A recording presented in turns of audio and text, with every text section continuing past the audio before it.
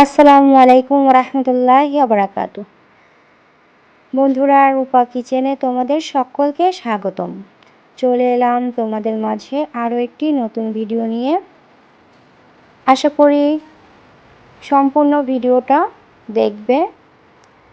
এবার চলে যাচ্ছি মূল ভিডিওতে।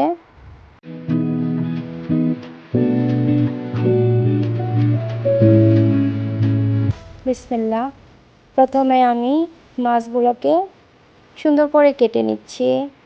আর এই মাছগুলোর নাম হচ্ছে সুরমা মাছ। তোমাদের গ্রামের ভাষায় কিংবা তোমাদের ভাষায় এই মাছটাকে কী মাছ বলা হয় অবশ্যই কমেন্ট করে জানাবে। আর এই মাছ খেতে তোমাদের কেমন লাগে? এই মাছটা আমি আজকে যেভাবে রান্না করব খেতে খুবই দারুণ লাগে।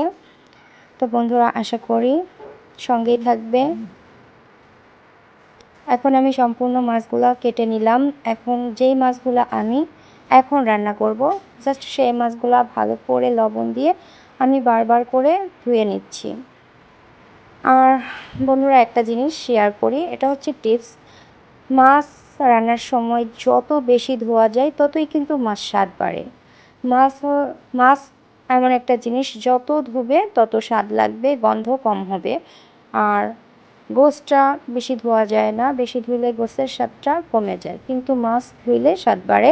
এবার আমি সম্পূর্ণ মাছগুলা ধুয়ে কিছু মাছ আলাদা করে রেখে দিলাম অন্য সময় রান্নার জন্য। আর এখনকার জন্য আমি লবণ, হলুদ এবং শুকনো মরিচের গুঁড়ো দিয়ে ভালো করে মাখিয়ে নিচ্ছি। এবার চুলায় একটি প্যান বসিয়ে দিলাম, দিয়ে দিলাম তেল। মাছ ভাজার জন্য তেলটা গরম হয়ে এলে দিয়ে দিলাম একে একে সবগুলো মাছ। এবার মাছটা আমার এক সাইডে হয়ে গেছে, এবার মাছটাকে উল্টে পাল্টে দিচ্ছি। এবার আরেক সাইডটাও হয়ে গেছে, এবার আমি মাছটাকে তুলে নিচ্ছি। তো এবার সেই একই গরম তেলে আমি দিয়ে দিলাম হচ্ছে পেঁয়াজ কুচি। আর আমার এখানে খানিকটা তেল আরও লাগছিল, খানিকটা তেল দিয়ে তারপরে পেঁয়াজ কুচি বাদামি বর্ণের করে ভেজে দিয়ে দিচ্ছি আদা বাটা, রসুন বাটা, লবণ।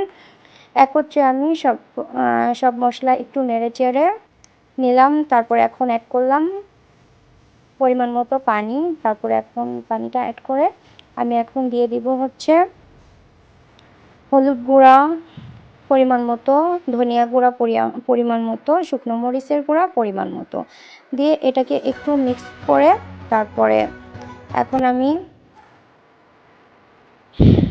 ঢাকনা দিয়ে ঢেকে দিলাম। তো কিছুক্ষণ পরে ঢাকনা খুলে আমার যখন পানিটা শুকিয়ে আসছে তখন পেঁয়াজটাকে একটু নেড়ে চেড়ে আমি গলিয়ে নিলাম। আর পেঁয়াজটা গলায় নিলে তরকারিটা খেতে অনেক ভালো লাগে।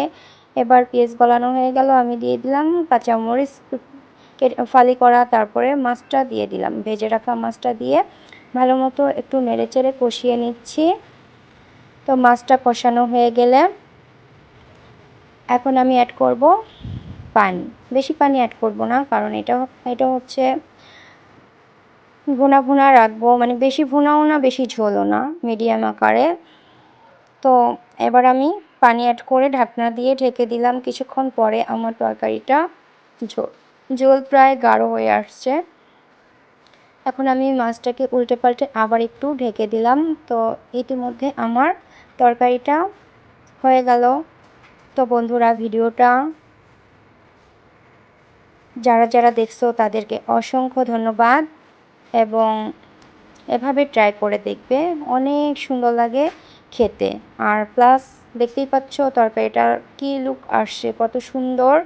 আমি এবার তরকারিটা একটা বাটিতে ঢেলে দেখাচ্ছি। তো ভিডিওটা ভালো লাগলে বন্ধুদের মাঝে শেয়ার করে দিবে। আর আমার চ্যানেলে যদি নতুন এসে থাকো তাহলে অবশ্যই চ্যানেলটাকে সাবস্ক্রাইব করে দিবে।